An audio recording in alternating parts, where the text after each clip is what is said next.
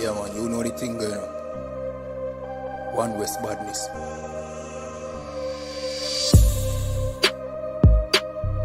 Know the thing already. Yo, now attack. Yeah, Z.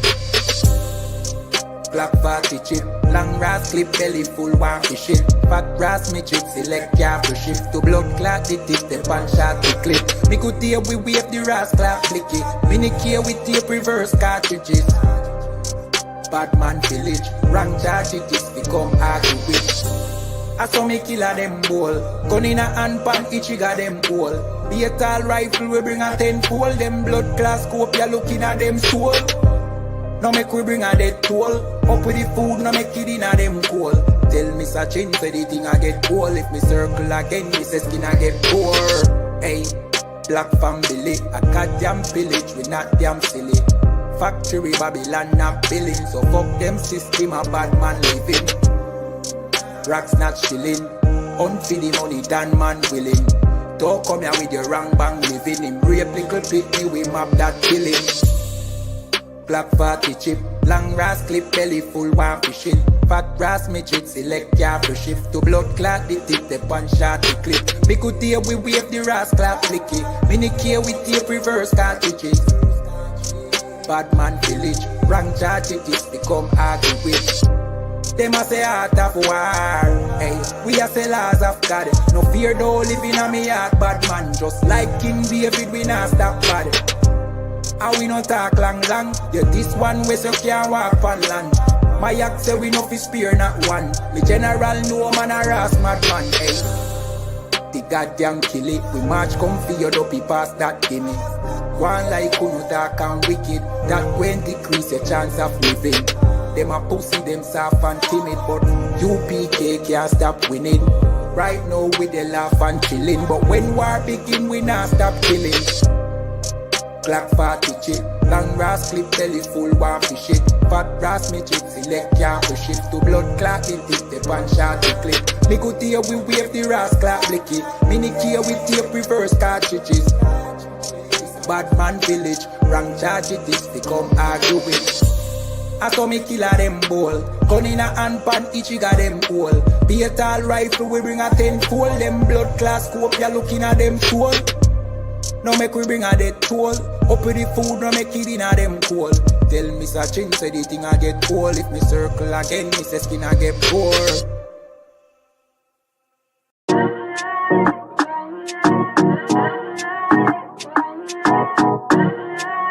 UPK, one West.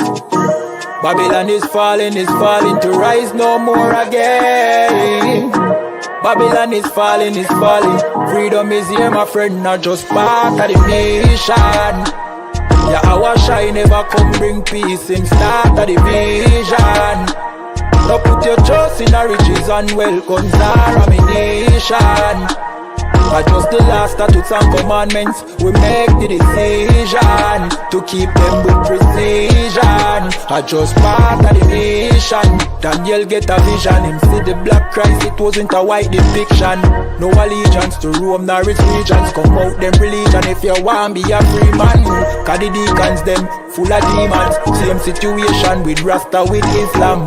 Holy beacon of hope for your lean and ISUPK and the General YAHANNA. Every fowl of the ear, every beast of the field, every creeping thing we creep on land, every mouth of the clear, loud and clear. Yeah, our shy Mashiach is a black man who have fear, let him hear. Time to prepare, spiritually separate from Babylon. We no weak, we no fear, we no tear. Bun Saddam, my bun Batman are just part of the nation.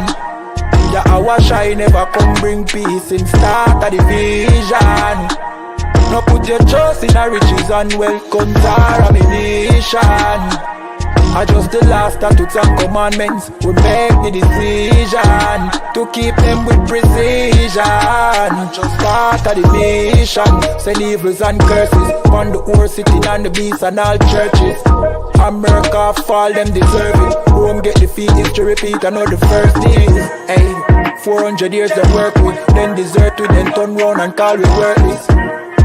But now the COVID lurking, them hurting, and them be doctors and nurses. Hey, one day table did have to turn after the long journey. No care much money you a earn, if you still want Babylon burn. One day table did have to turn after the long journey. No care much money you a earn, hey, I just part of the mission. Yeah, our shine never come bring peace in start of the vision. No put your trust in the riches and wealth, guns are ammunition. I just the last statutes and commandments will make me decision to keep them with precision. I just part of the mission. Yeah. I want West in I place once more, yeah, easy. You wanna know where I come from? You wanna know where I come from? I believe it. You wanna know where I come from? I don't pan the Middle East, but y'all out the West one get the kid peace. Me tip over to pretty Christine, a big broad smile and giggling teeth. Have a brand new 4-5 pretty crisp clean. We deal with the chica press pretty pristine. Them say them bad but we no intrigue. If you this now your top 10 killing increase. And we no join both sides. One West are the best, you fi know why. You put a S on your chest when the chrome pint. Every bone a broke when left lone tribe. Make a force right boy if you know your size. Don't see me on the street and a force fight. You get ratchet knife in your throat pipe. Man who make your chop flesh like your ghost rise. Give up the ghost, make it both wife. Y'all shut up, bend over, pan to a pint. Fuck you, make you get wet like a boat ride. If you hold tight, y'all, me a hold tight. Alright, no later, then more time. Me have things to do, but got more fight. Look you at the nanny, y'all do a bright. Then we shoot the bumbo clad to a grind. That's where we come from. I don't pan the Middle East, but y'all out the West one get the kid piece. Me step over to pretty Christine, a big broad smile and giggling teeth. Have a brand new 4-5 pretty crisp clean. We deal with the chica press pretty pristine. Them say them bad but we no intrigue. If you this now you talk then yeah, them too bad, I just mouth them off, I just slogan. You coulda big and tough like Hulk Hogan. You get your own a bag, you get total. Send your soul to God, their best no God. The whole fucking clip of your own that. No come set, no chop of your own bat. I go get sent off a run postal. Get a PO box. She say me handsome, she want hold me cocky at ransom. She want hood fi broke, she want yam some. She say breed me, give me that one son, boy. We have shotgun, we have Remington, we have Magnum. So if I beef you want, you can have some. Anything we come turn in a phantom. And where we come from, I don't pan the Middle East, but y'all out the West one get the kid piece. Me step over to pretty Christine, a big broad smile and giggling teeth. Have a brand new 4-5 pretty crisp clean. We deal with the chica press pretty pristine. Them say them bad but we no intrigue. If you this now you talk then killing increase. Increase.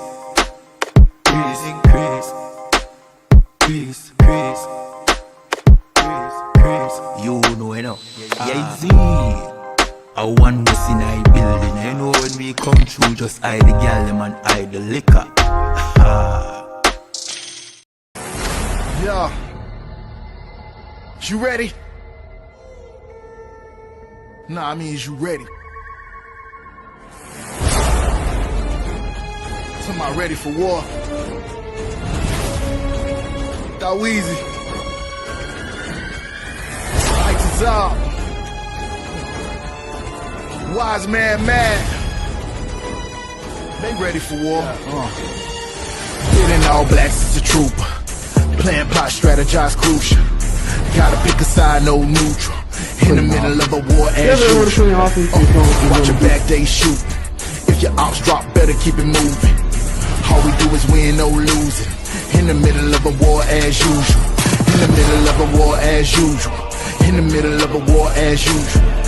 Plan, plot, strategize, crucial. In the middle of a war as usual. Hey, listen, brothers and sisters, man. If you like what you hear, hit the subscribe button, man. Subscribe to this channel. And also, please, go to isupk.com and pay your tithe. Drop me some cash so we can move around this planet like we need to, man, and do the things we need to do. They're one West. They're one West. They're one West. Hey, Shalom, Yahweh Bashem Shabrak Thumb to all the brothers, Yahweh Shemal Thumb Bashem Yoshai to all the sisters and priests and officers of 500 Barak Yalla with the I.S.U.P.K, which stands for the Israelite School of Universal and Practical Knowledge. Start out of 1 West 125th Street, Harlem, New York, under Command and General YAHANNA. You understand? Since 1969, we've been teaching you your true identity, not what you learn in school, not what you were taught by the generation before you, about you coming from Africa, you being of Spaniard descent, you crossing the Bering Strait, whatever nonsense you were taught, right? We're giving you the truth, unadulterated, unfiltered. You understand? I'm not sugarcoating everything. We're giving you what is required for a nation to prosper, which is your true identity. What people call knowledge of self or whatever they want to call it. You understand? Because without an identity, a people is doomed to just wander around in the dark looking for something to grasp to. That's really the problem of Blacks, Latinos, and Native American Indians in the days that we're in right now, right? That we believe everything that sounds good to us. We go towards everything that might seem to look good to us, even though it's not, which is the topic of the class today, right? Because our people are destroyed in a way where we wander in the dark, right? And just like any horror movie, when you're in the dark at some point, you might see some headlights, you might see some light in that darkness. That is not necessarily a good sign. You understand?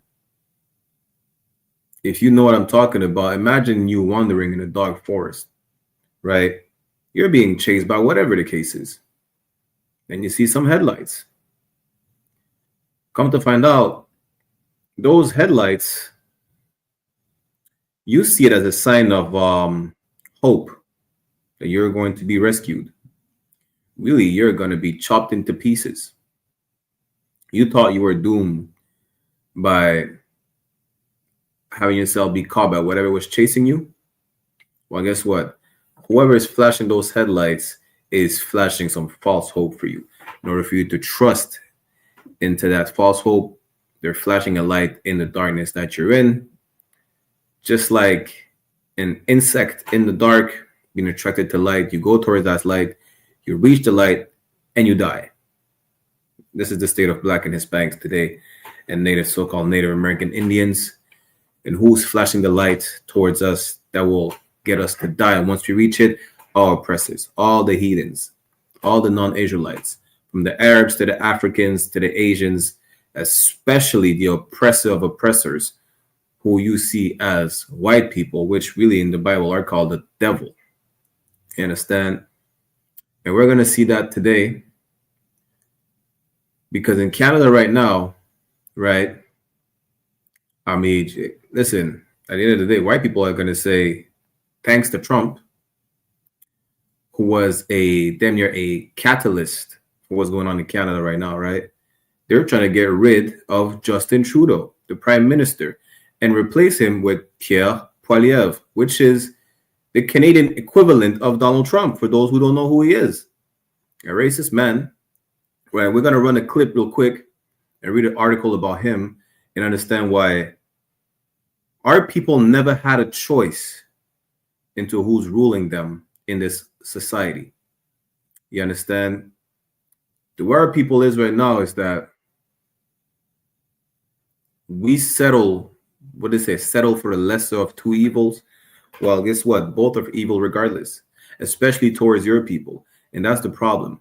Because we're going to get it right now. We're going to get a precept real quick before we get into the clip.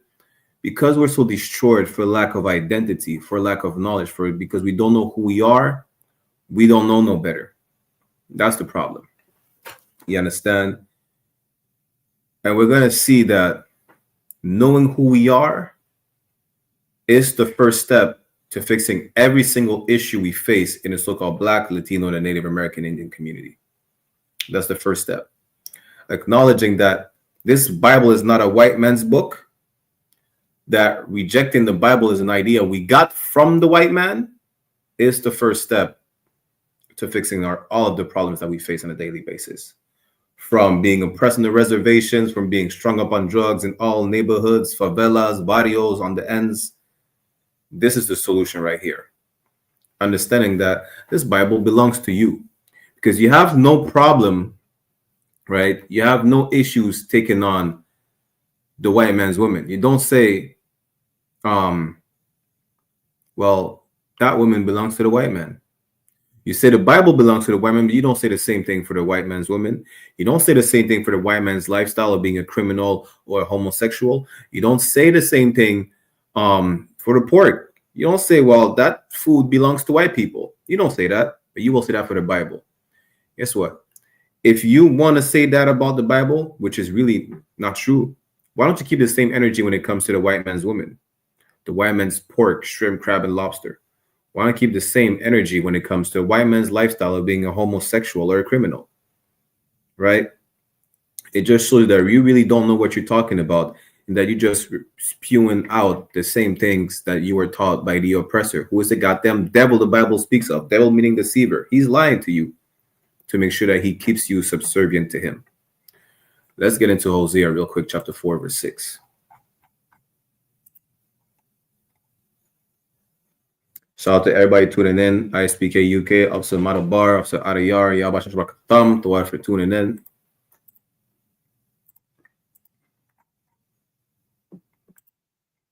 Let me share my screen. Hosea chapter 4, verse 6.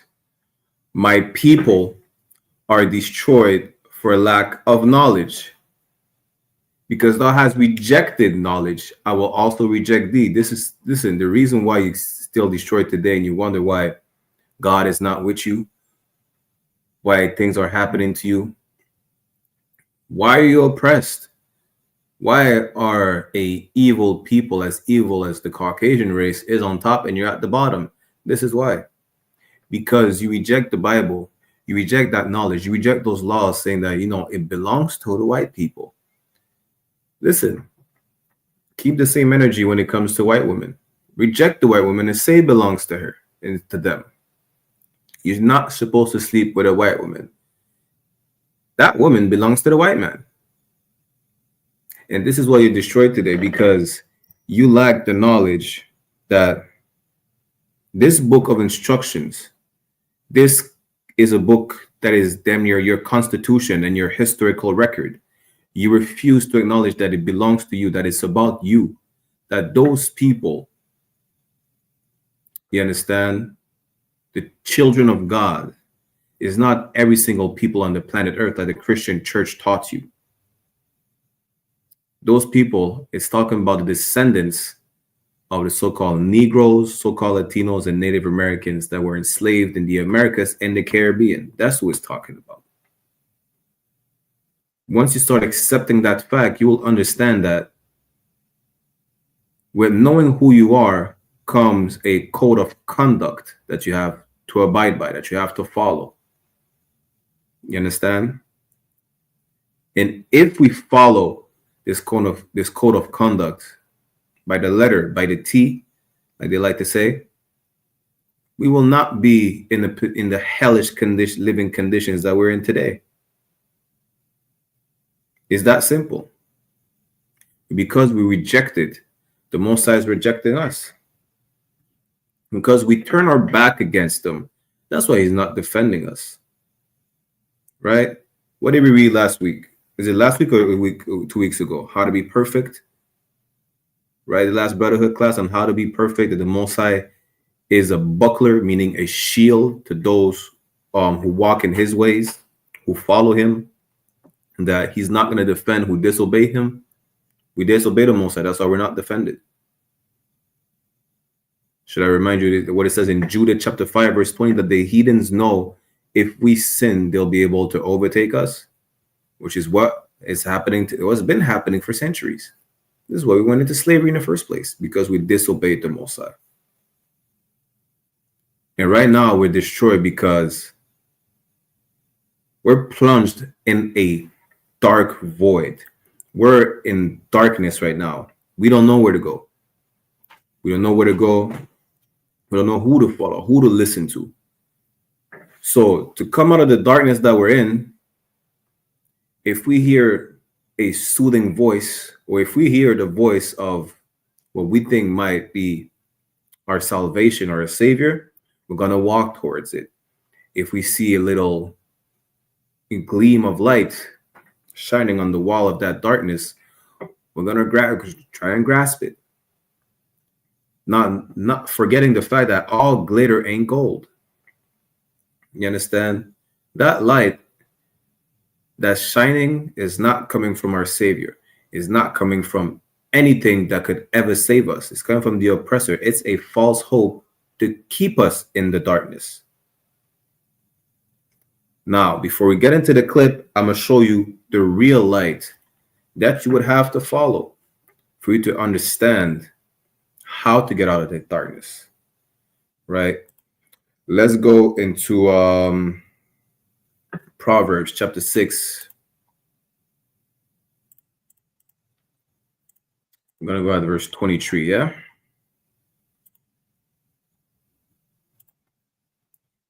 Proverbs chapter 6, verse 23. Here's the light that will get you out of the darkness. This is the knowledge that you reject. Proverbs chapter 6, verse 23. For the commandment is a lamp. That's your light. That's your lamp. This is your way out of the darkness. To follow the laws, statutes, and commandments that were only given to the nation of Israel, the 12 tribes who are ignorantly known today as so-called Negroes, Latinos, and Native American Indians. This is how you fix the issues on the res, in the favelas, in the barrios. You understand? Proverbs 6 and 23. For the commandment is a lamp, and the law is light. This is how you get out of the darkness. Where you find these commandments, where you find these laws? In the Bible.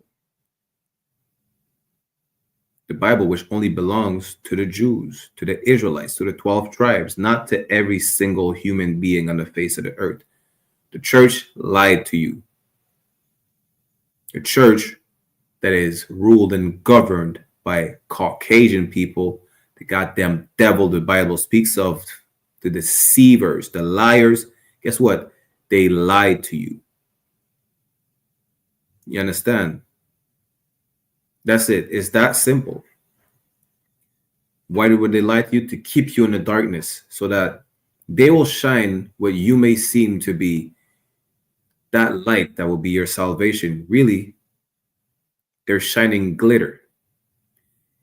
They're shining a reflection of the light, a reflection of a false light. That's what they're doing. That you go towards it and then you die. Really, y'all remember the movie Get Out? Instead of using a spoon and the cup of tea, and the white woman taps on it, the light that they shine has the same effect of keeping you in that sunken place. That sunken place is the darkness that we're in right now, that we can't get out of, because every time we try to get out of it, we try to wake up, they do the same thing the white woman does. They click on that cup of tea with her spoon, but instead of doing that, they say things that sound good to your ear. They shine a light because it looks good to your eyes. It makes you feel safe. Really, what you think they provide to make you feel safe is really more dangerous than anything else. And it keeps you dead spiritually and will have you die physically as well. Where's the proof? Integration is the proof. Integration, listen, because of integration, we had a mass shooter in a church a couple years ago. Thanks to integration. Thanks to integration, nobody profiled Peyton Gendron, who unalived the brothers and sisters in Buffalo, New York, in a black supermarket. That's thanks to integration. What is integration? Integration is something that's sounding good to your ears. You understand? Integration, and really when it comes down to integration, at the end of the day, it's all a lie. It was all make believe to keep you again in that sunken place. They never did give a damn about being equal to you. Why? Why would they want to be equal to you? You're on top. Why would they want to lower themselves to your level? When it comes down to it, you really lowered yourself to the heathens level. That's why you sin. But the point is, why, now that they are in a position of power, would they lower themselves to the level of the people they oppress? That doesn't even make sense. You could explain the most simple way possible. It still will not make sense for them to want to be equal to you. You want to be equal to them. Why? Because you're at the bottom and you want to rise to their level instead of them lowering themselves to your level. You understand? Now, we're going to get into the clip, but real quick, one last thing. I'm not trying to be too long-winded. I'm going to show you how integration made no sense, and it was never for you to be equal to them or them to be equal to you. The proof is the recent school shooting that happened in Wisconsin, right? Martin Luther King, we know what he marched for. He just wanted to have sex with white women. But for the ignorant ones, Martin Luther King marched for us to be equal to white people, right? I'm sure where there's no equality at all. If there was a such thing as racial equality, Caucasian people would be profiled just as much as so-called blacks and Latinos are profiled. And if they were, maybe that recent school shooting in Wisconsin could have been prevented.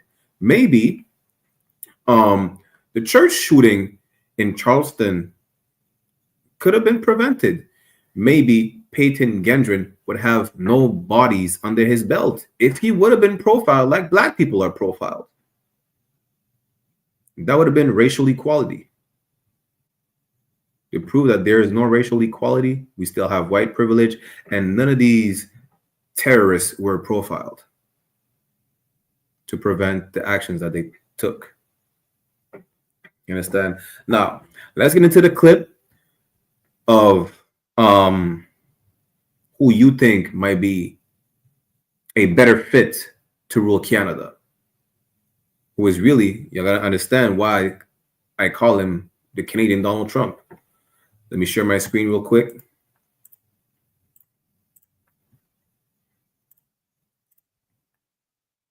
So the sound is on. There are between 20,000 and 500,000 people in Canada illegally. 20,000 to 500,000. They don't know. And they say there could be more. Then we know that there are 30,000 people who've been ordered deported that have not left. We know that for sure. Trudeau has lost control of our immigration. How do you get control? I will take back control. First of all, we will track down the 30,000 people who've been ordered deported, and I will have them deported from this country. They've been ordered deported. These are people who are not eligible to be here. We will find them and we will deport them. Do we have the resources for that? We do. We just have to direct them to the front lines rather than the back office bureaucracies. Secondly, we will have a rapid approach to treating these new and mostly false refugee claims. For example, I think we should signal that there will be what I call a last in, first out. So people who submit claims now because they're frankly international students who want to stay, they're not real refugees, they're not bad people, but they're using the refugee system to try and stay. We have to treat their case immediately so they know that it's not worth it. We have to secure the border so there's no more people coming in illegally and then staying the 14 days necessary in order to be eligible for a refugee application that can take years. We have to stop them from coming in the first place. And then we have to set numbers for immigration that our economy, our housing. Listen, we got to stop it right here. Here's the point. He's running his campaign just like Donald Trump ran his campaign, based on we're going to deport everybody. For those who don't know, right, let me share my screen for a second. For those who don't know, Canada is becoming the new India.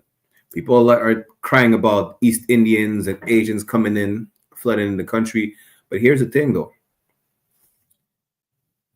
You think because he planned on deporting 100 20,000 East Indians that he's going to stop deporting Jamaicans, who are the #1 people deported in Canada? You understand? Listen, the reason people voted for Justin Trudeau to be prime minister because of 3 things. He said he would provide clean water to the reservations. He's about to be booted out of office and replaced. Not 1 drop of clean water has been provided to any Native Indian reservation in Canada. He legalized marijuana. So now there's more drug addicts than ever in Canada legally. And during COVID, he gave y'all, what, $2,000 a month for like a year and a half? Just by making a 30-second phone call. This is why y'all like Trudeau. Y'all sold yourself for money, weed, and a false hope of getting water that you would have never got in the first place. Why? Because he's the reason that you have dirty water on the res in the first place. Now, because you share that resentment for East Indians just as much as the oppressor, you think maybe he's a better fit because Trudeau let all the East Indians in. Pierre Poilievre is going to get rid of them, so might as well vote for him. Guess what? He's going to deport you as well. He's going to deport you. He's not going to provide you any clean water. He's going to probably oppress you more. He said in the, what is it, the chambers, we're having a government meeting. Is it what do you call it again? The conservative chambers or whatever the case is. He said the word nigga on live TV. Nobody corrected him. And this is who y'all gonna vote for. And I said, thinking that he's going to be better than Trudeau. You're putting, he's that reflective light you see in the darkness, thinking, you know what? We're not going to be as oppressed as we are under Justin Trudeau with him. He's going to get rid of the East Indians. We're going to have better job opportunities. He's going to lower the cost of living. He's going to provide water for the res. And like Trudeau, a devil is a devil nonetheless. And you putting your trust in anything else but the Most High is the reason why you're asking for clean water on the res, is the reason why we are being mass incarcerated in every single prison in Canada. The #1 people in prison in Canada is the Native Indians. They don't even make up 10% of the population in Canada, yet they're 40% of the people in jail. How does that make sense? Let's go to Lamentations chapter 4, verse 17, yeah?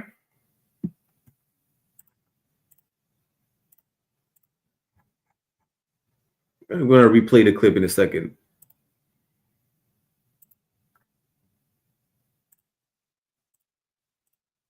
Lamentation chapter 4, verse 17. As for us, our eyes as yet failed for our vain help. In our watching, we have watched for a nation that cannot save us. Every single heathen nation cannot save you. You understand? He is not better than Trudeau. He might be worse. He might not be worse. He's bad. That's it. That's all you need to know. He's the devil the Bible speaks of. He is your enemy. That is all you need to know. You don't need to know how is he your enemy. You don't need to know what are the good and what are the pros and the cons, right? When it comes to choosing an oppressor to rule over you. Imagine that, a slave choosing his slave master. that's literally blacks, Latinos, and natives. And and like I said at the beginning of the class, right? Donald Trump was the catalyst for him to be potentially elected as a new prime minister of Canada. Why? Just like Trump is the great white hope for Americans, Pierre Poilievre is the great white hope for Canadians. They're going to get rid of all the East Indians. They're tired of all the migrants coming over here. They're tired of all the so-called false claim of being a refugee fleeing the war by getting your bombs dropped on your head. That's his rhetoric. He's saying, you know what? All these refugees coming over here, they're fake refugees. Guess what? You fleeing the conditions that you're living in Haiti, They're already not accepting you. Now they're making sure that they surely will not ever accept you. But if you're here, they're going to try to deport you by any means necessary. It's not about, you know, filing paperwork or whatever. He said, yeah, listen, it's going to be, we're going to put it in motion. It's going to be, we're going to, you know, we will not just talk the talk. We will walk the walk. That's basically what he's saying. And just for those who don't remember one of our classes that we did about the residential schools, they wanted so-called Native Americans to attend these residential schools. They made it not only mandatory when you were going to take your kid away from these schools, they gave the power to the RCMP, the Royal Canadian Mounted Police, which is damn near the FBI of Canada, to snatch your kids out of the res so that they have to attend school. And if you still wanted to go get your kids away from them, now you needed a res pass to get out of the res. You understand? Listen, they'll put laws in place to make sure that you are utterly destroyed, as it was prophesied in Deuteronomy chapter 28, that we would be utterly destroyed by these devils, by these oppressors, by these heathens. Why? Because we disobeyed the Most High. And today, because of the indoctrination of the white man, again, it's always white people's fault. You believe the Bible is a white man's book, so you reject it. Yeah, we won't reject white women. Yeah, we won't reject the white man's lifestyle. Again, you believe everything white people tell you. That's the problem, right? Because when you go into it, let's say you don't believe in the Bible. Open the Bible, don't believe in it, read the book, and you'll find out that whatever white people taught you about it is not in there. God doesn't love the whole planet Earth. It doesn't say that blacks are cursed and they should be slaves because they're just blacks. Who say that? I think the Mormons say that, or the Mormons of one of these Christians groups say that, right? The curse of Cain or the curse of Ham or something like that. The point is, when you actually get into these scriptures, you understand that this is your book and your constitution, and you fit these curses. All those living conditions that you're in is talking about you, so-called blacks, Latinos, and Native American Indians. Not only it shows you the root cause of your problem, but it also gives you the solution. Again, what did we read earlier? That in Proverbs 6:23, the commandment is a lamp and the law is light. This is how you get out of the darkness that you're in, by following the law, statutes, and commandments only found in this record, which is your record. You understand? And you trying to vote for a racist, I mean, they're all racist, but you trying to vote for a openly racist man, which we're going to get into the article, is not going to help you. He's no different than Trudeau. He's just openly racist. Trudeau did a blackface, right? Just to remind y'all. And he doesn't give a damn about the natives. He never gave a damn about black people. Canadians don't give a damn. Canadians are happy. I mean, Caucasian Canadians are happy that you sell drugs. You know how I know they're happy that you sell drugs? The late mayor of Toronto, was it Rob Ford or Doug Ford? One of the Ford brothers was a crack addict. Yeah, you go look it up right now. He's a crack addict. Why would he not want black people to keep selling the crack that he's smoking? You understand? Let's get that picture real quick and then we'll get into the article, right? Give me 1 second. No, it's Rob Ford. Okay, I remember now. It's not Doug.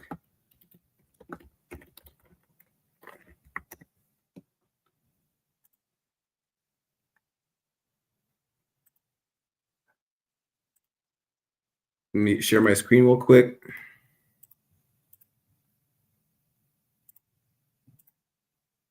This is the late mayor of Toronto. He's on video smoking crack. He doesn't care about black people being mass incarcerated for a drug that he's smoking. Listen, Toronto has a heavy drug problem.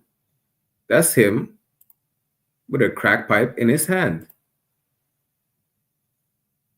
You understand? You think he gives a damn about, making sure the communities are better? He think he gives a damn about cleaning up the neighborhoods? He don't. He wants you to keep selling the drug that he's addicted to because he needs it. He's the equivalent. These damn near the equivalent of what's his name? Hunter Biden, another crack addict. You understand? They don't give a damn about you. They don't. Right? And this is who you will put your trust in. As if they ever gave a damn about you. If white people were really sincere, right? First of all, why not just give the land back to the natives? If they were really sincere, they really wanted to help you. It's self-explanatory. You took the land, now just give it back. Here's why the so-called Native American will never get back the land. Let me tell you why. It's really more simple than ever. Imagine you're getting robbed. Someone is taking your phone. You see that person, you say, that's my phone in your hands. In the mind of a thief, that person took something and made it theirs. In their mind, it's not yours, it's theirs. They're not going to give you back what's theirs. As a matter of fact, they could not give you what's theirs because it's theirs now. It doesn't matter if they admit that they took it from you. It's not yours anymore, it's theirs. This applies to any materialistic thing as well as land. That's why you will never get your land back from white people by just saying it's my land, because to them, they took it for themselves. So it's theirs now. It doesn't matter if it was never rightfully theirs in the first place. They took it. That's what matters. You understand? Stop putting your faith in the people that are destroying you, that committed a genocide against you. What good? Now, how are they going to fix? How are they going to give the land back? How are they going to provide clean water? How would they fix our community if they're the one who messed it up in the first place? They're not here to clean up their mess. The mess that they created is the reason that they're in power. If they clean up the mess that they created, they will not be in power anymore. So why would they clean up that mess? Because it's the right thing to do. They never did anything right in the first place. Ask yourself that. This is what you need to understand. They never did anything right. And you will know not to trust in either Justin Trudeau or Pierre Poilievre if you knew that, if you would understand that the Bible is your book, because the Bible tells you to never trust your enemy. Ever. The Bible tells you about individuals like our oppressor and how to deal with them. Right? Let's get this article, and I'm going to get Ecclesiasticus chapter 12 ready as well. And I'm going to show you the nature of this oppressor. I'm going to show you what this oppressor thinks about, how this oppressor was so comfortable of saying the word nigger on live TV in front of other government representatives. Nobody corrected him. Not only that, I'm also show you what he thinks about Native American Indians on their land. Right? Give me 1 second.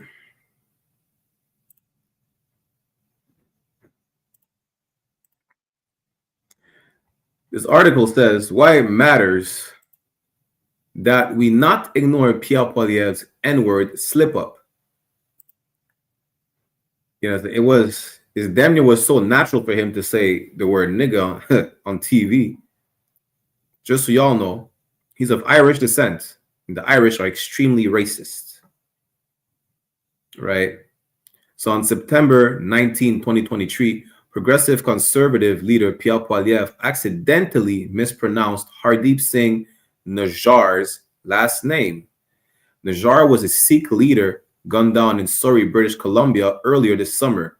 Instead of saying Najjar, he stumbled and said nigger, but then caught himself and auto-corrected the error. No one in the House of Commons reacted, and Canadian television and print media ignored the gaffe altogether. But thanks to one black reporter, Erica Eiffel from the Hill Times, the slip of the tongue did not go unnoticed. Why? They don't give a damn. You think they need to apologize for being who they are. They're not going to apologize for being who they are. Why would they? You understand? Apologizing for something would mean that you acknowledge, first of all, you acknowledge that you did something wrong. Why would he acknowledge that he did something wrong? Why would he acknowledge that, you know, yes. Like, how is this word in his vocabulary in the first place? You would have to explain that. You have to explain how it was so comfortable just saying it, even though it was an accident. It's simple because you don't know how he addresses issues about black people when he's in his in the setting of his own home with his peers, Irish or not. It doesn't matter. They're all racist. They all said nigga left and right. But now he slipped up on live TV in the House of Commons amongst other government officials. Not only nobody did correct him, but the print media and the Canadian television, it's not that they blurred it out or they made notice of it until a black reporter realized, wait a minute, did he just say the N-word? Now it became something. Well, guess what? Your opinion doesn't matter. Just like black lives doesn't matter. Why would you think black opinion matters? Doesn't matter whether or not she noticed it. Who cares? It's not like white people don't say the word nigga all the time. They sing it. You don't need, guess what? Don't blame rap music. Let me tell you why. They were singing the N-word before rap music ever existed. It's in their nature. But again, this is the people that you put your trust into. This is the people you vote for. This is the people you choose to lead you. When the only place that these people could lead you is to your death. That's it. To the grave.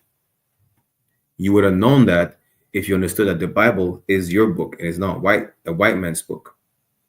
The lie that you believe in is a white man's lie. Let's go to Ecclesiasticus chapter 12. Let's start at verse 10. Then we get into the other article. Ecclesiasticus chapter 12, verse 10. This is what you would have understood if you stop believing in the white man's lie that the Bible is a white man's book. Ecclesiasticus chapter 12, verse 10. Never trust thine enemy. It doesn't say sometimes. It doesn't say, you know, every now and then. Slovakia. It says, never trust thine enemy. For like as iron rusted, so is his wickedness. Listen, over time, iron will show rust.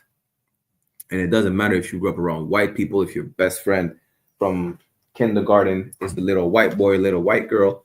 Over time, they will show their wickedness. Over time, they will have to agree with Pierre Poilievre if there's too many immigrants. They will have to agree with Donald Trump. You know what? I'm not a racist, but I'm a Trump supporter because, yes, there are too many immigrants, illegal or not. They will always show their true colors. Always. Just like, this is perfect. This is perfect for you to understand that the same way they will always show their true colors is, and you will learn the hard way, fortunately, is the same way white people learn the hard way that when you adopt a wild animal, like a chimpanzee or a tiger, you may have raised the animal from since it's a cub, it's a baby, it will end up tearing your face off. Listen, y'all go look up, that white woman is famous because her face was torn off by the chimpanzee she adopted. Yeah. Listen, you can't even tell she has a face anymore. But this is the result of you as black people, Native and Latinos, trusting your enemy. This is what ends up happening.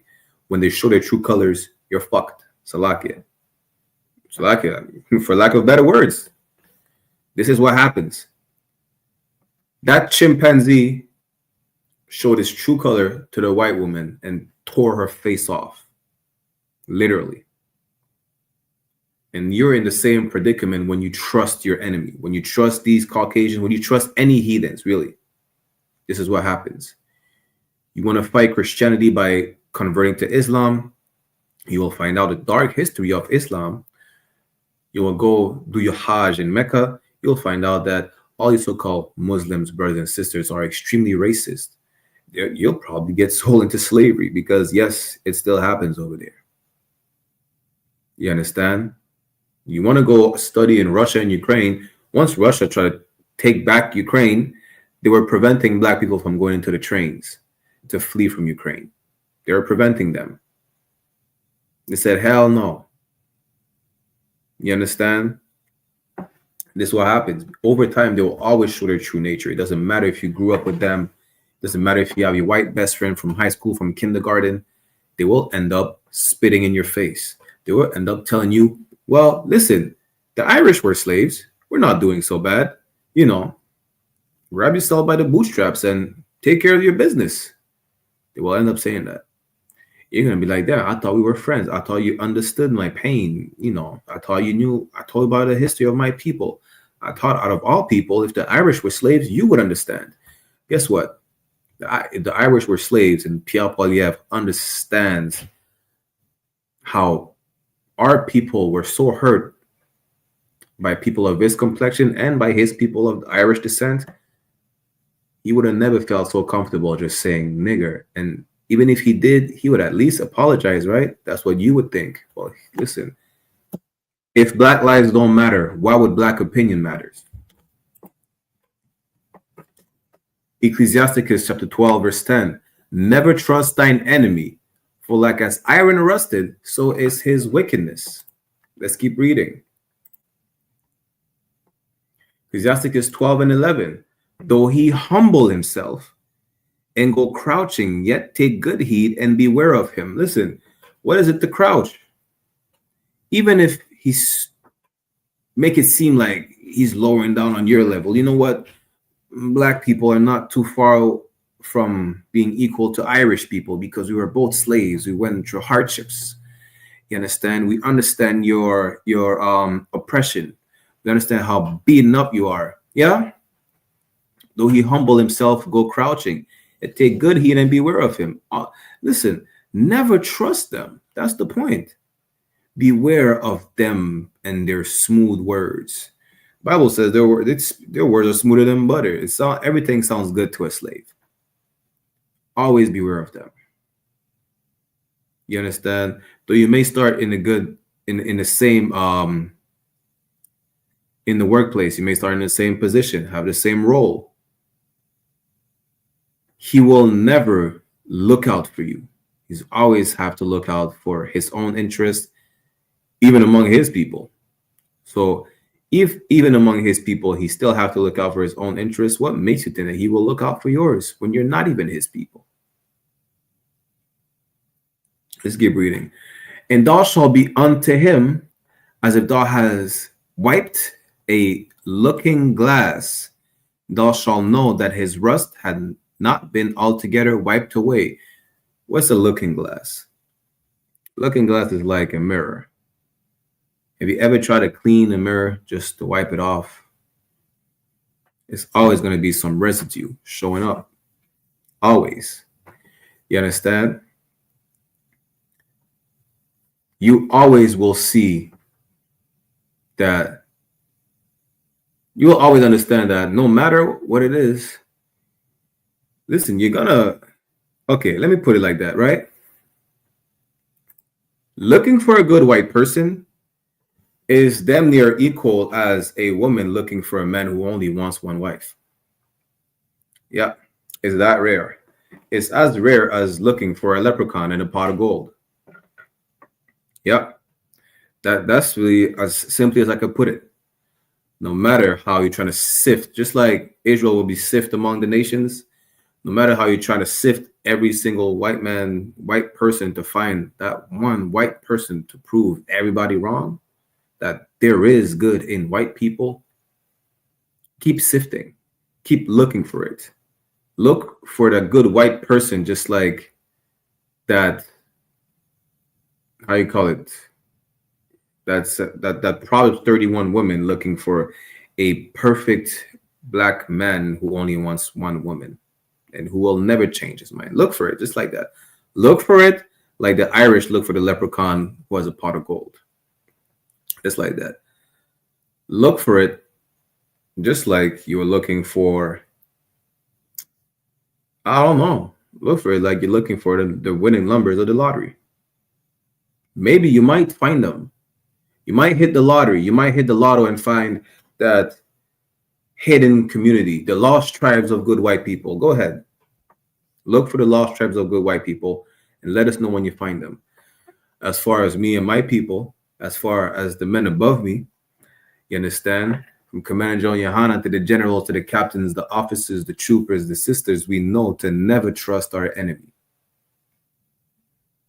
It could not, maybe tomorrow, maybe in a week, maybe a year from now, they will show their true colors. You understand? They will tell you slavery was a long time ago. Forget about it. Again, if that's the case, I don't mind forgetting about slavery because it was a long time ago, as long as we could forget about the Holocaust. I was not even born. Good night. My dad was not even born. My dad's born in the 60s. He's not even born. Well, who cares about the Holocaust, right? Who cares about slavery? It's a long time ago. Well, let's not care about the Holocaust. It was a long time ago as well. We have Officer Madabar in the building. Hey, Shalom, Madawan. Yabashan Shabbat Thought for tuning in, sir. Of course, if you want to chime in on anything at any time, Madawan. You can hear me? Kawaka, so we can't see you, but we hear you though. Like you were saying, you know, they always talk about us forgetting about slavery. But they don't forget about 9/11. They don't forget about Pearl Harbor and every other thing that happened to the so-called oppressors. They don't forget their days. But the first thing they tell you to do, oh, slavery was back in the days. Forget about that. Pearl Harbor was back in the days. 9/11 was in the early 2000s. But y'all still gunning us down, murdering us, oppressing us still to the same day like y'all did before. So how y'all want us to forget something that y'all still doing? Absolutely. And here's the thing. When it comes to 9/11 and them things, I can't really forget about it because I can't remember it in the first place. There you go. That's it. If you can't, and just the same way that we can't forget about slavery because we remember it, really, it's not about us forgetting about it. It's about them forgetting about it. They can't forget about something they will always remember. And we don't even have to remind them of slavery because even though it's our history is their history as well, because without slavery, they would not have been able to have Donald Trump in office. They would not have been able to have the monopoly on maple syrup in Canada. They would not have been able to have the Eiffel Tower, to have the London Bridge without slavery. That's it. So even if we don't mention slavery, it's in their history. And that's why they put all types of system in place to destroy us and to get rid of us. Just the sight of a Black, Latino, or Native Indian man reminds them of the bloodshed that they did against our people to obtain what they have today. This is why the most dangerous place for a Black, Latino, and Native man is in their mother's womb. They want to get rid of you before you even take a breath, because now they have to see you, breathe, eat, just live. It reminds them, damn, listen, you didn't get rid of all of them. Right. Salaki. On top of that, they tell us to forget about it, but every other year y'all making a new slave movie. The white man is the devil. Right. Salaki. You know, but let me get back to the precept if I could. You understand? This is the thing. You will never be able to find that good white person that really is not your enemy. That's the point. And if you think you can, no sweat. Just have the same energy when you look for that leprechaun with pot of gold. You understand? Do the same thing. Oh, better yet, Salaki. Better yet, on top of that, tell them they so good, they so nice, they care about. Tell them turn over their goddamn bank account and see what happens. Damn right. Tell them to move out their house and give it to you, or pay your bills for the rest of your life, or get groceries for the rest of your life, and see what they do. Tell them to pay your rent for this month. That's not even for the rest of your life, for this month, and see what happens. Right. Just for this month. Give up one of those fancy cars they got. Man, give me that car. You don't need it. You got 3 of them. And see what happens. Not only do they have 3 of them, but guess what? They have an 800-900 credit score. They could get another car the next day. Just give your car away. No, you know what? As a matter of fact, I'm gonna help you out. Tell them, pay their tithing donations to isupk.com, and then see what they tell you. That's it. The white man is the goddamn devil. You want to look for that leprechaun with a pot of gold? Have at it. Waste your life away if you want to. I can't tie you to a tree and prevent you from doing it. I'm just letting you know not to waste your time doing it. If you want to still waste your time doing it, well, listen, hey, Lord be with you. Go to verse 12. Tell them you the chosen of Israel. You the real Jews. Come on, tell them that lands belong to you. Tell them that land doesn't belong to either Israelis or Palestinians, and see what they say. And you'll find out real quick. Ecclesiasticus chapter 12, verse 12. Set him not by thee, lest when he had overthrown thee, he stand up in thy place.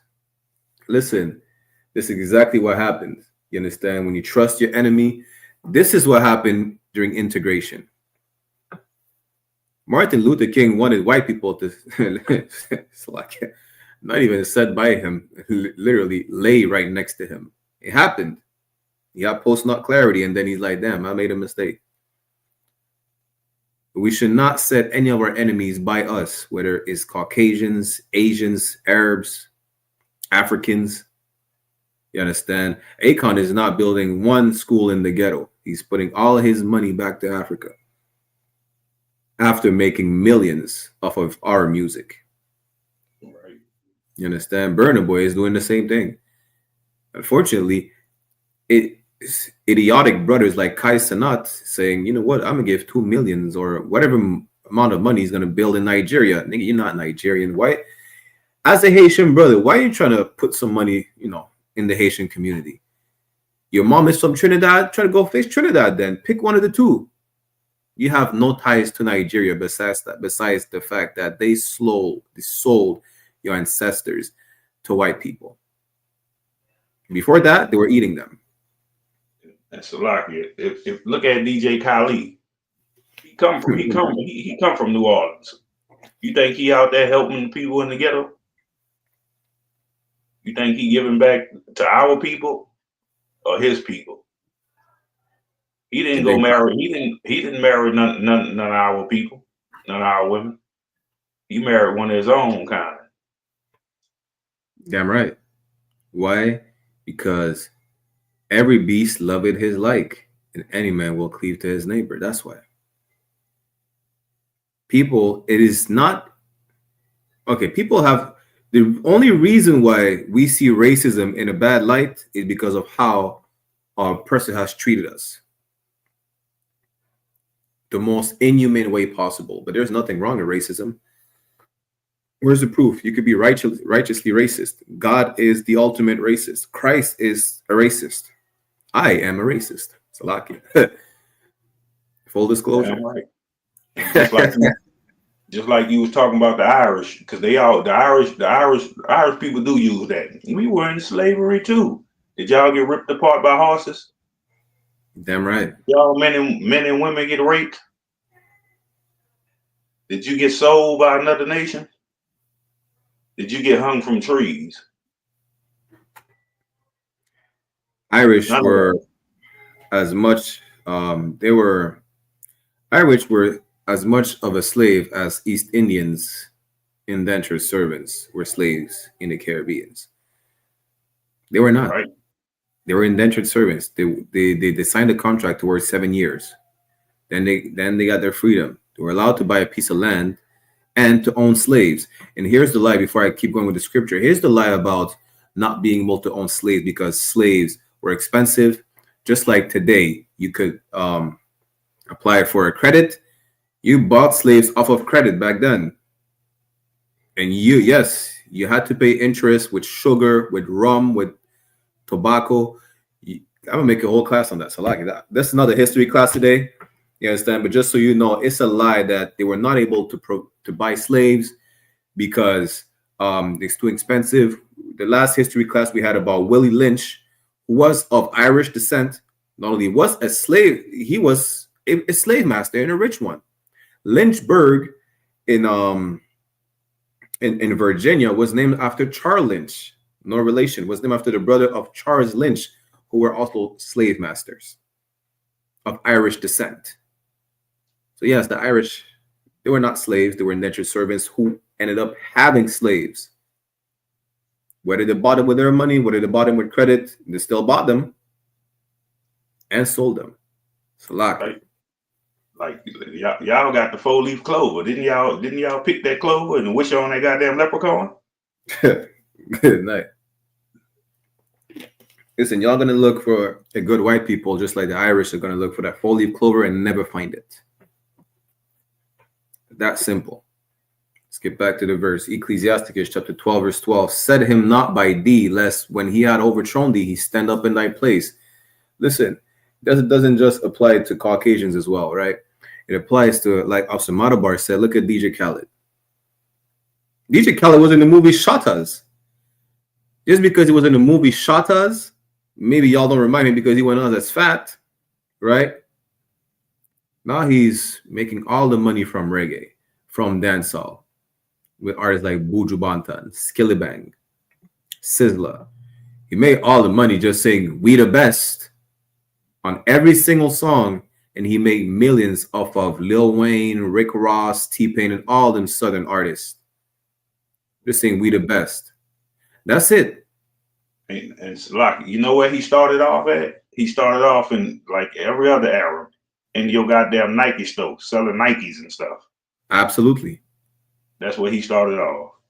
Just and like they what? own all the goddamn gas stations selling you chicken and every goddamn thing else. Karawakan. And guess what? You let it happen by following after Martin Luther King, who let heathens set them by us. You understand? You let the heathens in your neighborhood. That's why you have a little Korean town. That's how we have little Cambodia. What is it in LA?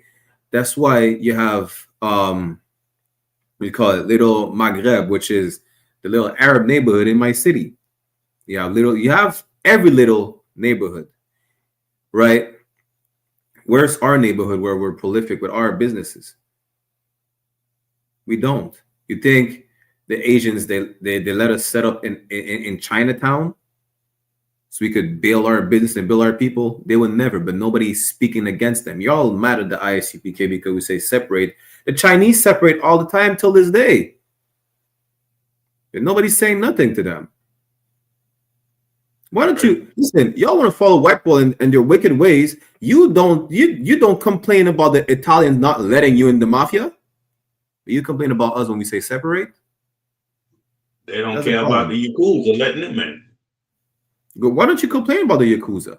Listen, we have the Chinese triads in my city. We have some Asian gangs. We have all types of gangs from all types of racial background, but nobody complains about not being able to be in that gang.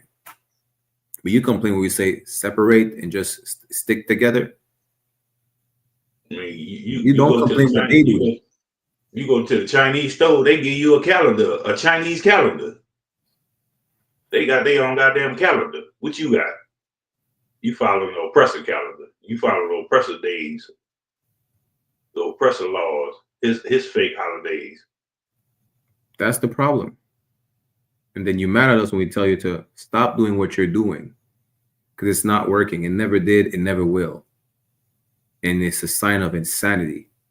You not being able to realize to make a difference between fantasy and reality. Right. But Salah, I'm gonna keep reading for time's sake. I'm gonna just have to do a part 2 next week. Most High in Christ. Set him not by thee, lest when he had overthrown thee, he stand up in thy place. Neither let him sit at that right hand. Listen, Martin Luther King should have never slept with these white women. You understand? Now, racial equality, that was just, it's just, they were just saying shit to say shit at the end of the day. Where's the proof? Again, like I said earlier, the proof is that white woman, that little white 15-year-old kid should have been profiled like we are profiled. If she would have been profiled like we are always profiled, that school shooting could have been prevented in Wisconsin. And that would have been a proof that we achieved racial equality. It's never going to happen. About that scripture right there. What it say? Neither let him sit at thy right hand.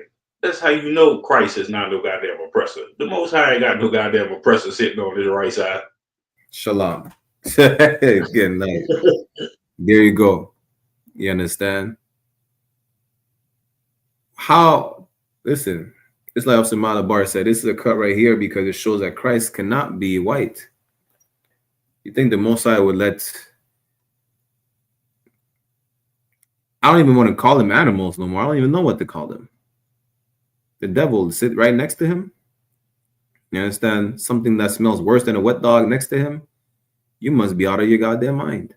Right. The beast of the field. You understand? Like, out of all animals, listen, hippos probably kill more people than any other animal in Africa. Guess who killed more people than hippos? The white man. White people kill more than elephants and venomous snakes. Yet, you still want them right next to you. You know why? Because they taught you through Christianity, through the church, that that person you pray to, you see as your God, Lord, and Savior, looks just like them. He looks just like Peyton Gendron, who shot up the grocery store. He looks just like Dylan Roof, who shot up the church, where you pray to that white man that looks like the shooter who unalived you, which is ironical. That should have been a telltale sign that that same white man you're praying to will come up in that church to shoot you and kill you. Right. They unalive you. They unalive you when you reaching for your goddamn license or your identification card. They unalive you. Absolutely. Let me keep reading. Lest he seek to take thy seat, and thou at the last remember my words and be pricked therewith. Listen. After integration, they took our seat. They took all of our businesses. After integration, again, you would never be achieved racial equality, right? They took your seat. They took everything you had. And then you remember, you know what? Maybe we should have never trusted them. That's what it means to be pricked. Pricked, it means to be marked. Would have been marked with those words of wisdom of never trust our enemy, but we had to learn the hard way to never trust them. After the fact that we trusted them, they stabbed us in the back. We're like, you know what? Exactly like Martin Luther King did. After having his disgusting orgies with these animals, talking about white women, he had post-nut clarity, realizing, you know what? Maybe I should not have done that. It was all a mistake. I led my people into a burning house. This right here, and thou at the last remember my words. After the damage had been done, Martin Luther King remembered, you know what? I should have never trusted these Caucasians. Like, I was out of my goddamn mind. Just like you are out of your goddamn mind, thinking that Justin Trudeau, he said, when was it? 2017, 2015, he would provide clean water to the natives. His term is coming to an end. He's about to be replaced by the Canadian Donald Trump, and not one drop of clean water has he provided to the Native American Indians in Canada. And you still believes that, you know, there is hope in Justin Trudeau, or there is a new hope in his replacement, who's the Canadian Trump. He is not going to provide clean water. As a matter of fact, let me stop sharing the screen with this real quick. I'm going to share the other article to show you that what he says about the natives. For those who don't know, 2 sisters were unalived in Manitoba, and their bodies were dropped in a landfill, right, by their unaliver. And there's been an ongoing battle to look for the bodies. The Canadian government don't want to look for the bodies. As a matter of fact, they're petitioning. They said this is a waste of money. And guess what? When it comes to war, you will bring back those dead bodies in pieces to their families. You will look for them in the driest corner of the Middle East to ship back the bodies to America, to Canada, so that their families have a proper burial. Y'all will look day and night for weeks and years to look for a missing white person. You understand? There's an Amber Alert for 1950s right now. They're still looking for the body. When it comes to our people, it's a waste of resources. Let's go. Let me share this article real quick. Let me drop down right here. So for time's sake, I'm gonna just give you a rundown before I go to the actually racist quote of Pierre Poilievre, the Canadian Trump. Basically, again, some sisters were killed and their bodies were dropped in a landfill, right? Nobody wants to look for them. This is what Canadians have to say about it. The question of searching the landfill was tackled directly during the election campaign and in a fashion that was quite shocking.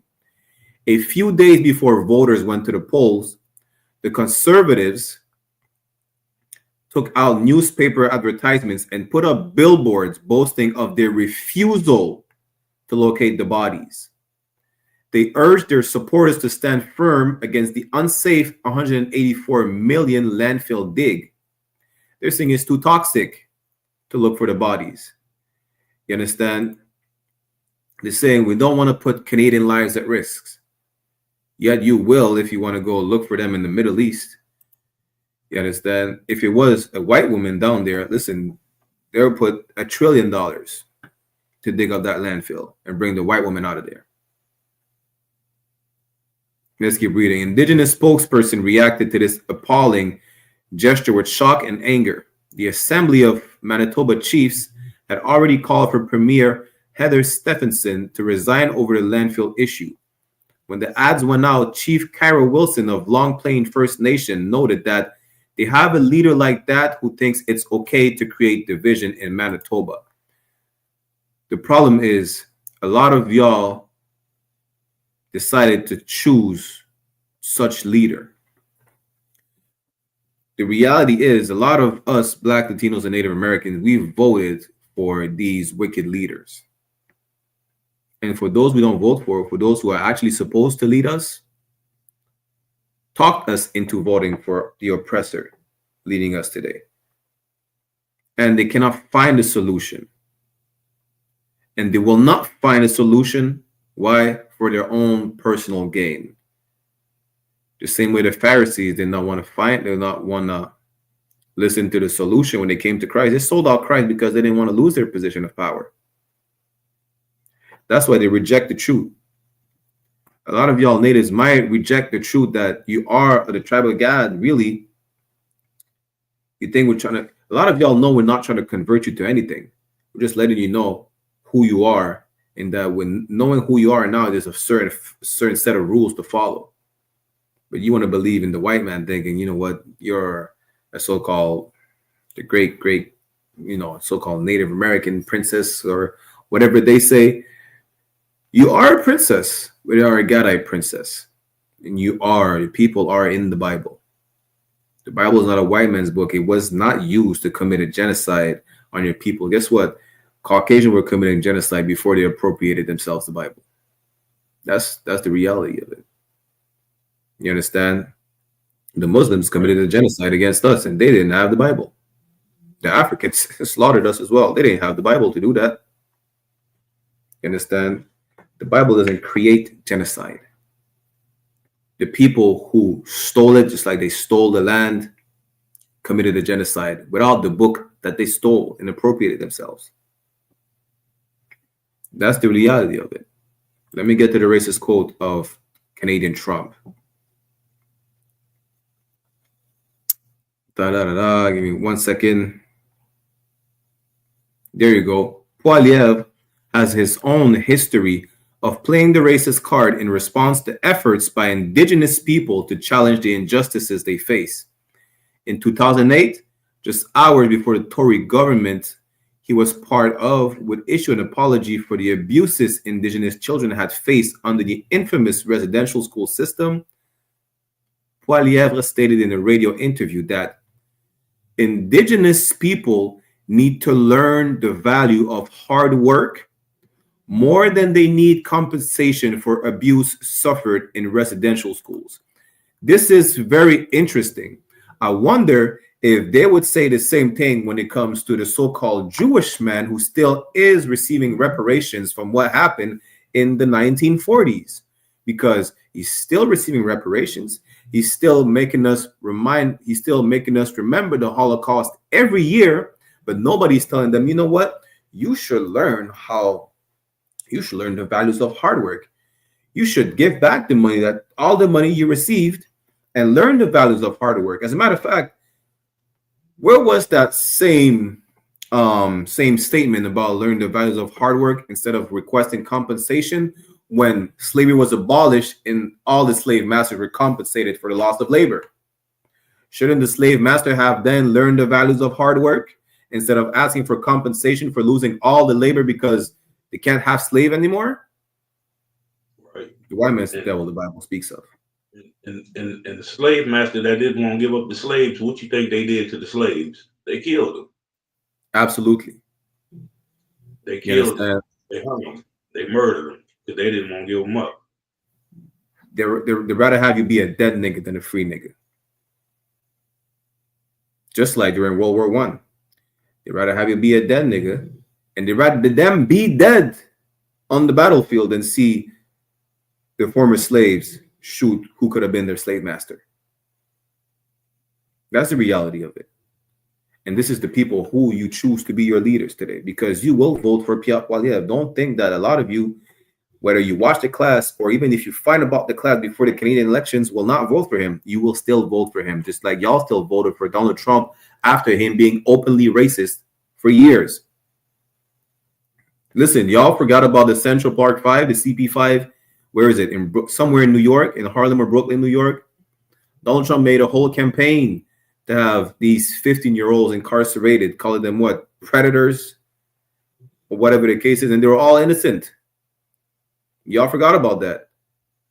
Donald Trump made his whole campaign about Mexicans being illegal immigrants and rapists and criminals.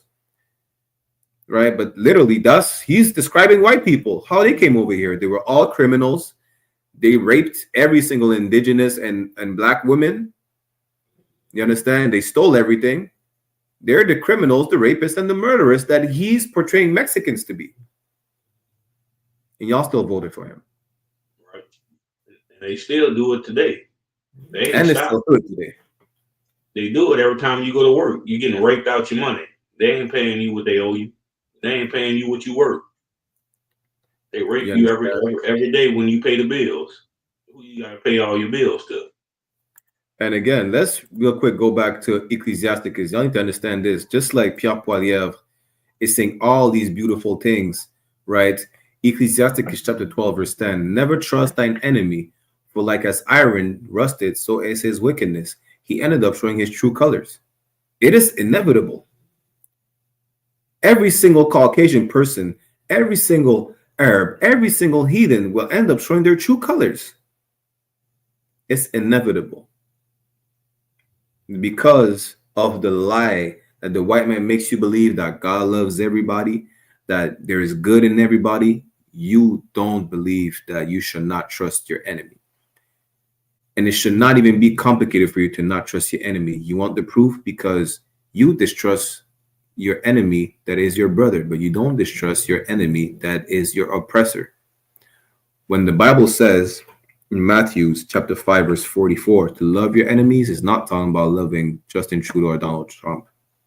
It's talking about love, it's talking about Bloods and Crips loving each other's, GDs and BDs loving each other's. This is the enemy that is their neighbor that they need to love, not the person who's lynching them for centuries. You understand? Those people who lynched us, those people who sold us as sex slaves during the Arab slave trade should have never and still shall not ever be trusted. Because for like as iron rusted, so is his wickedness. They will end up showing their true colors, just like iron will end up rusting over time. It is inevitable. You understand? Let's go back to verse 12. It's like we just finished verse 12. Let's go to verse 13. Ecclesiasticus chapter 12, verse 13. Who will pity a charmer that is bitten with a serpent? Y'all see these East Indians all the time since y'all kids being snake charmers, playing with cobras. Who will pity them when the cobra bites them and kills them? Listen, you play with fire, you get burned. You play stupid games, you win stupid prizes. Who really pitied that white woman who adopted a chimpanzee and then he ripped her face off? What did you think was going to happen? That y'all want to adopt all these exotic animals, tigers and lions, and then complain where you get, mauled to death? Listen, Lord be with you. Nobody cares. You understand? Who will pity you after being mauled to death by the lion you adopted? It's a lion. It eats. It's a wild animal. It's not domesticated. It is a known man-eater. You understand? Who will pity you when that happens? Who will pity you when you trust your oppressors and he turns around and provides you nothing but oppression, which you thought was going to be different? Who will say, well, you know what? Poor black people. Every heathen is laughing at us. They can't believe that, damn, after 400 years, they're still seeking the love of white people. Ask the other heathens if you think that's normal, that we should still ask for the love of our oppressor. Listen, ask the Palestinians if they should ever seek the love of the Israelis. They're saying, hell no. Now ask them if black people should, still seek the love of white people. They're not going to care, but they're going to understand that, yeah, you know what? You should not, but y'all still do. That's a you problem.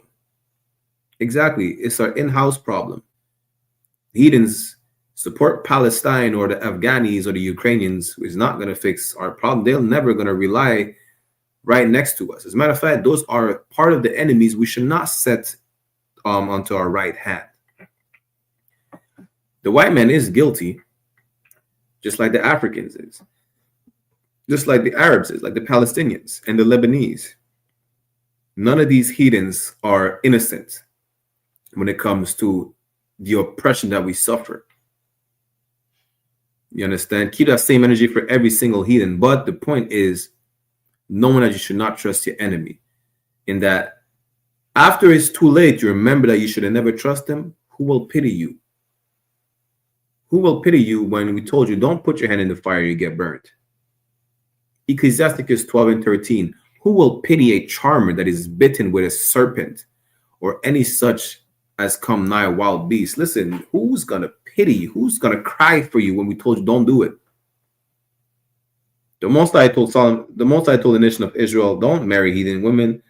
Solomon married heathen women, the kingdom got split. You think the Most High is going to cry like, yeah, you know what? Nah. As a matter of fact, let's go to Luke real quick. Let's go to Luke chapter 14, verse 28. Yeah, definitely going to do a part 2 of the class next week, right? Go to Luke chapter 14, verse 28. You need to understand this. This scripture is perfect for you to understand that you should think twice before you do something. Think 5 times. You still don't think you have the solution. We still think that there might be a slight mishap or error in the way you think. Call for counsel. It's that simple. Luke chapter 14, verse 28, because every action has a reaction, right? This is why you need to make sure you act right, or you don't stray away from the straight, perfect way of the Most High. You don't look for a shortcut. You understand? You need to count the cost of your action. This is the point. This is the point that you will understand in Luke chapter 14. Luke 14:28, for which of you, intending to build a tower, sitteth not down first and counted the cost, whether he have sufficient to finish it? You could apply this in many facets of everyday life, but really what we're talking about right now is trusting your oppressor, how you should never trust your oppressor, right? See this building a tower as starting a project, right? Or in the case of integration, starting the march for racial equality. Martin Luther King did not sit down first and counted the cost of the outcome of successfully marching in the name of racial equality, right? He didn't count the cost. He realized the cost of it after it was too late. He realized he would be in debt above his neck. You understand? He did not sit down and think twice before, listen, should we really seek equality?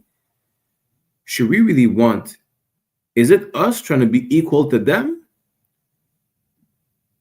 Or is it about having them trying to be equal to us? Because again, you as being at the bottom, don't expect someone who's at the top to lower themselves to your level. They're at the top. They're in power. You really want to rise to their level. You understand? That's what integration was all about. They would have never lowered themselves to our level. They're still not going to do it today. The point is, trusting your oppressor now, count the cost of trusting your oppressor. Count the cost of, as the oppressed, putting your faith in your oppressor. What is the outcome of obeying your master? What is the outcome of trusting the master? The master said, slavery is over. You're still in chains. The master said, the white man, the Bible is a white man's book. And you believe it. And what's the cost of you believing in the white man's lie? You're still lost in the darkness that he put you in. You're lost in the sunken place that he put you in. That's the cost of still believing in the white man's lie. You understand? What's the cost of setting your enemies right next to you, just like we did in integration? Is them taking over our neighborhoods. Listen, everywhere we are, all of our neighborhoods are being gentrified. Listen, you go to a beach in Martinique in my island, you cannot even play music anymore. You see old white man, old white woman, half naked, telling you to get the hell out of the beach. They're gentrifying the whole island. And that's every single Caribbean island, as a matter of fact. I'm just giving you my example because I'm from there. But they're gentrifying all the islands. And you still want to call yourself French. You understand? Guess what? You still want to call yourself French and prove that you should be part of French society. The cost of living of Martinique and Guadeloupe is in French Guyana is 5 to 6 times higher than the mainland in France. You will never have them stoop down to your level. And they will never have you rise to their level of power. Ever. Stop trying to fight for equality. It's not going to work. It never did. It never will. You understand? Count the cost of your actions. What is the outcome of what you're doing? Begging your predator for some mercy. What is the outcome? He's your predator. He's preying on you. That's just nature. What is the outcome? We'll see what's the outcome. Yeah. Whether he have sufficient to finish it. Listen, you're not going to be able to finish that project that you started off begging your oppressor for anything. Verse 29. Lest happily, after he had laid the foundation and is not able to finish it, all that behold, it begin to mock him. You think it was a good thing for you to start fighting to be on their level or have them lower themselves to your level? It was a good thing to start marching. You laid the foundation. I mean, you started something. You will not finish it. You will not finish what you start, because look at Martin Luther King today. He never was able to finish the fact that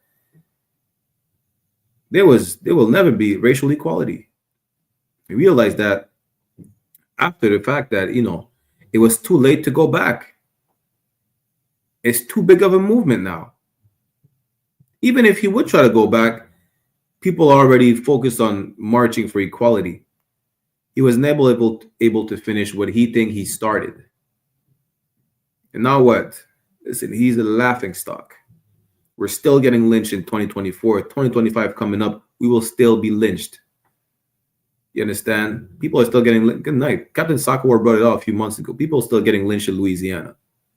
People are still getting lynched in Memphis. You understand? This is nothing new. Good night. Someone got lynched a month and a half ago in Guadeloupe. A brother got beaten half to death in France by devils. It's 2024. 2025 is just going to be worse. It's never going to change. We're a laughing stock. All these heathens are looking at us laughing to the fact that we're still, as the people who are oppressed, trying to join hand in hand with our oppressor. You understand? This is the problem. The problem is, we need to understand this. It doesn't matter if you try to join hand in hand with them. Just like you have to answer for your actions, they also will have to answer for their actions. Whether you like it or not, whether you're a Christian, you're a Catholic, you're a Muslim, you're a Baptist, it doesn't matter who you want to join hand in hand with and say, well, you know what, that's all of the past. We're in 2024. Christianity is not what it used to be. Islam is not what it used to be. It evolved. It changed. That's not what the Bible says. Proverbs 11:21. Though hand join in hand, the wicked shall not be unpunished. They will pay for the crimes they committed against our people, whether you like it or not. But the seed of the righteous shall be delivered. Listen, you will not remain in your comfortable position as a slave, which you would like to remain in. You will not. Their position of power will be brought down and you will be brought up. You will never be equal. It was never meant to be in the first place. The Most High told the nation of Israel to be holy, meaning separate, which we were always meant to be set apart, never equal. Today is the same. There's no common ground. There's no utopia of being like Switzerland and being neutral. Canada was taught to be neutral. Come to find out, Canada is as racist as the US. You understand? It doesn't matter if you want to walk hand in hand with these devils, right? They still have to pay for their crimes, and they will always be your enemies. No matter how much trust you put in them, they will always be your enemies. It is inevitable for them to want bad for you. That's what the Bible says. Go back to Ecclesiasticus chapter 12. Go to verse 14. Ecclesiasticus chapter 12, verse 14. So one that goeth to a sinner and is defiled with him in his sin, who will pity? Listen, you want to follow after sinners, you partake in their sins, right? Listen, we tell you not to be a sodomite. Now you want to experiment that alternative lifestyle. You get monkeypox. Who's there to feel bad for you? You were told not to be gay. You want to be a homosexual. Now you're crying because you pee and it burns. Nobody's going to pity you. We're told not to be a homosexual. Now you piss fire. Lord be with you. You understand? Just like Luke chapter 14, you didn't count the cost of your actions. Listen, all you transmissioners, right? You're transitioning, cutting your appendages off, cutting your breast, right? Injecting yourself all the hormones, and y'all thicker than a rabid dog. Y'all wish y'all could be put down. Because just like Luke 14 and 28 and 29, you didn't count the cost of your action. Now you're being made You're being made a laughing stock. You went to a sinner, you defiled yourself in the sinner's sin. Who's here to pity you?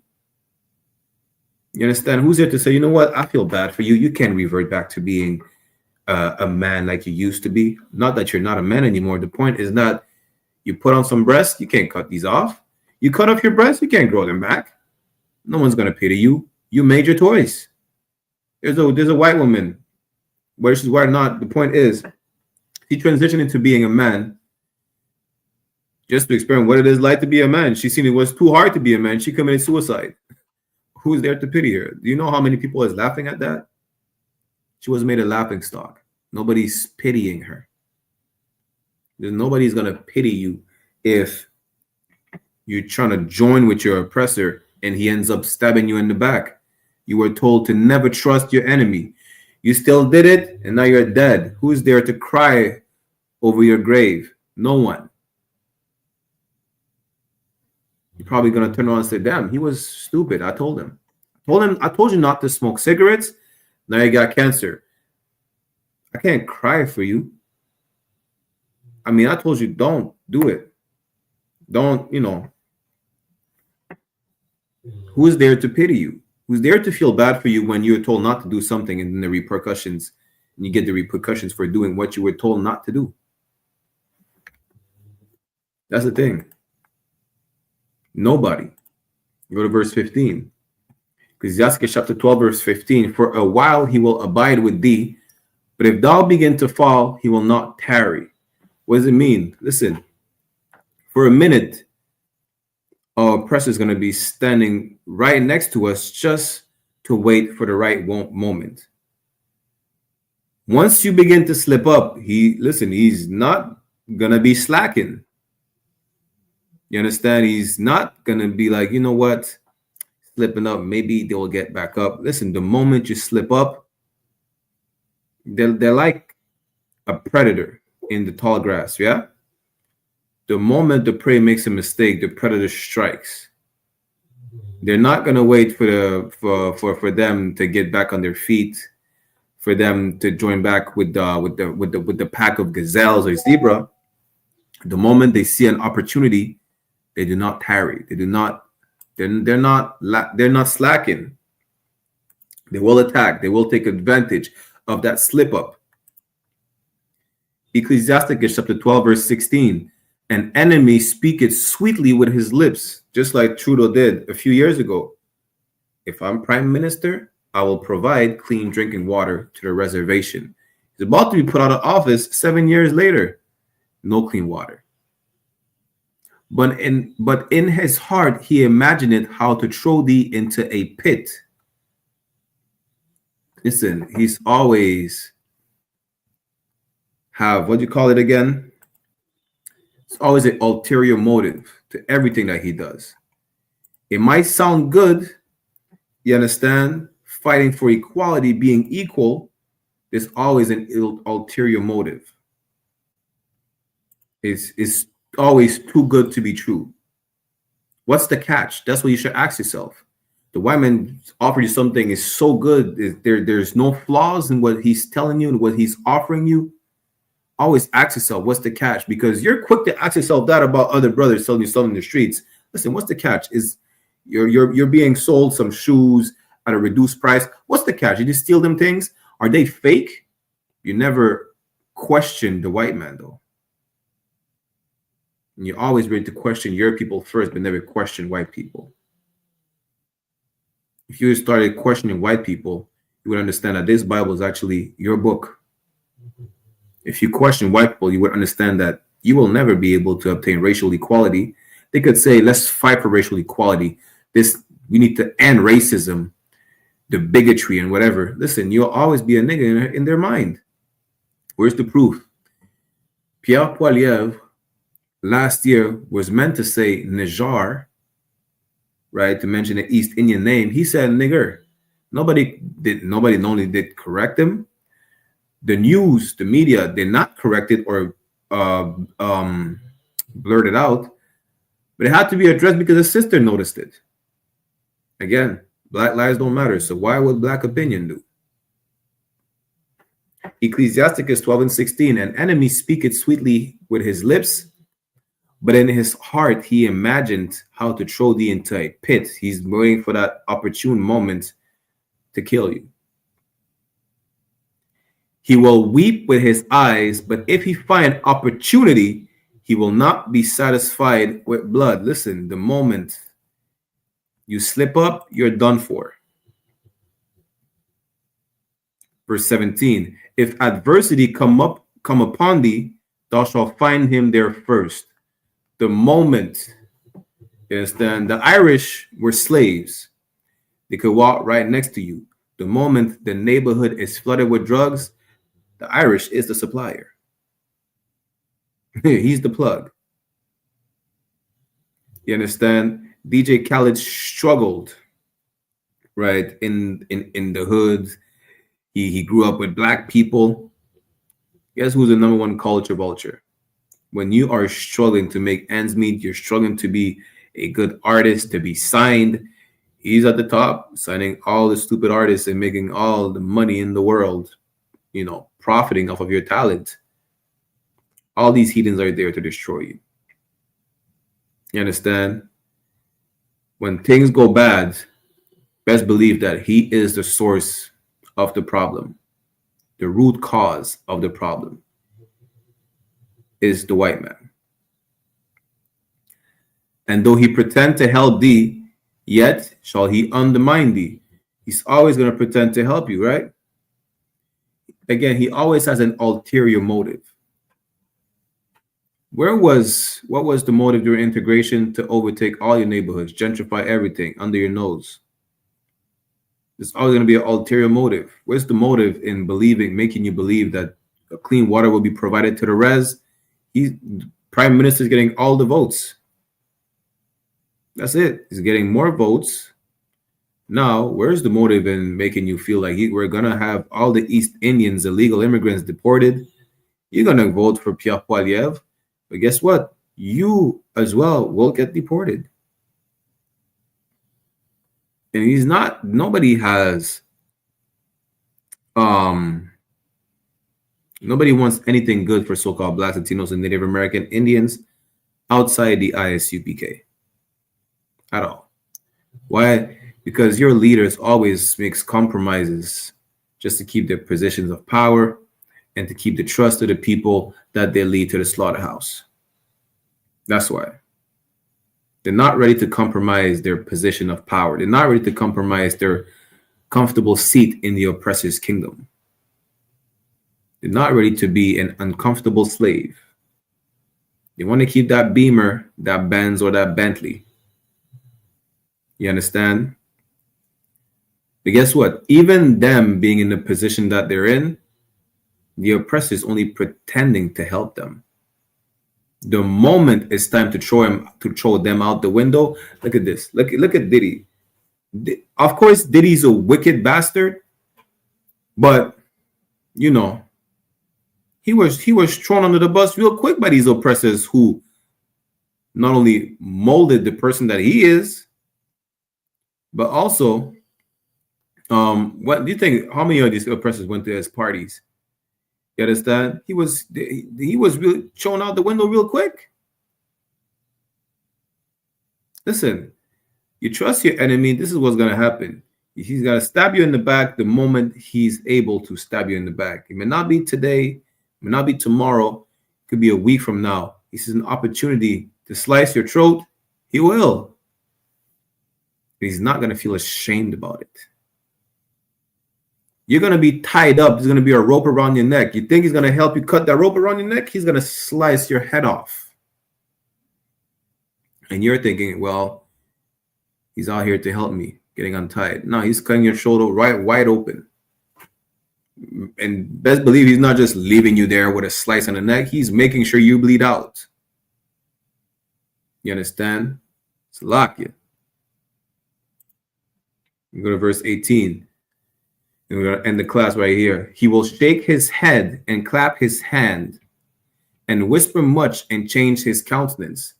The moment, right, he has this opportunity, listen, he will not shy from letting you know, listen, This was the motive from the beginning. I never cared. I never did. And why would I? You understand? His whole demeanor will change when it's time to overtake you. His whole demeanor will change.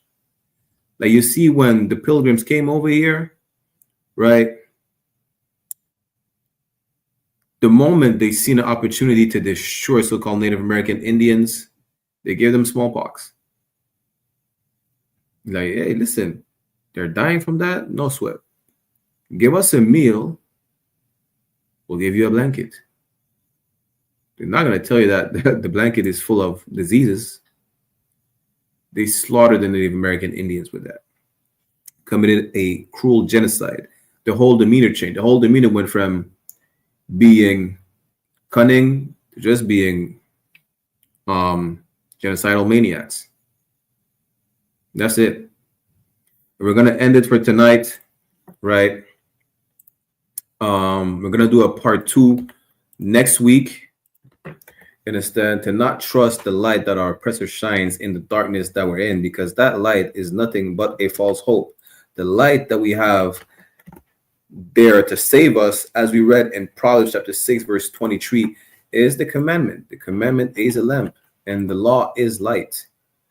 That's it. It's that simple. You understand? The water for everybody who tuned in. To water to you, Officer Matabar, as usual, always rocking it out with us, right? Even in the French classes. You understand? So we will do a part 2 next week. Y'all tune into the General Muhammad's class, 7 p.m. on One West online classes, right? And we will be back next week for the part 2, as well as this Sunday for the history class. With that, I'm going to get the security announcements. We're going to end it right here. Shalom.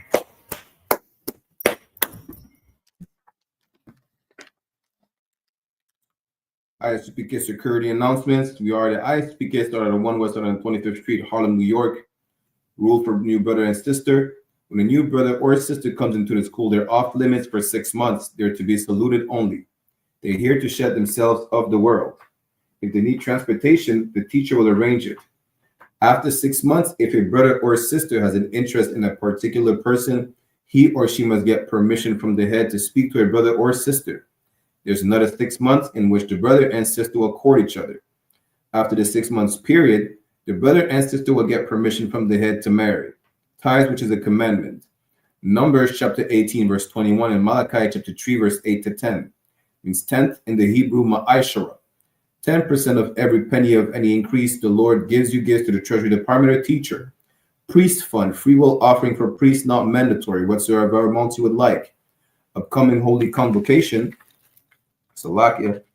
We have the feast of the dedication, which is Hanukkah in the Hebrew, the 25th day of the 9th month by the space of 8 days, which is Thursday, December 25th, 2024. Which you can read more about in the book of 1 Maccabees, chapter 4, verse 52 to 61. If you celebrate Christmas instead of observing the feast of Hanukkah, God hates you and your children. Reminder to all Akim and Aquatin to check the bulletin board in the hallway of the school if they have a physical location. And if anyone wants to be a trooper in the school, to start wearing all black, boots, shirt, pants, headband, and scarf. With that said, we'll give a courtesy salute to the brothers and a courtesy salute to the sisters. Men of visual Imajim, which means to stand. We'll give a courtesy salute to the brothers. Men of visual Imajim Shabbat, Imajim, Barak, Yahweh Bahashim, Yahushai Barakatam, meaning Yahweh in the name of Yahushai. Bless y'all. Yajamata, which means hands down. Star, which means to turns. We'll give a courtesy salute to the sisters as well. Men of visual Imajim Shabbat, Imajim, Barak, Yahweh Shamar, Alatan Bahashim Yahushai. Meaning Yahweh, watch over y'all in the name of Yahushai. Yajamata, class dismissed. Again, to water for everybody tuning in. We'll be back this Sunday for the history class, which might be in French, but next Thursday we'll do a part 2 of the class on that you should never trust your enemy. And that if you do, when you get stabbed in the back or your throat sliced open wide, let the blood trickle down until you're dried out, you will not be pitied. Shalom.